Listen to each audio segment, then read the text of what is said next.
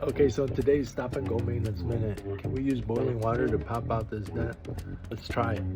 And stay tuned to the end so you can see exactly how this happened in downtown Phoenix. First step, boil some water.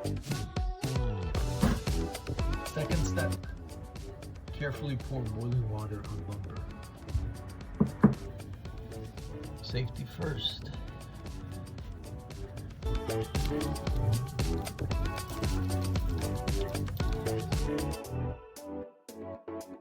And what do you know?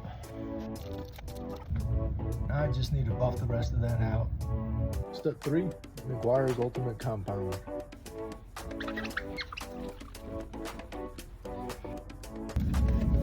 I'm happy with those results. This has been your stop and go driving school 1 minute maintenance.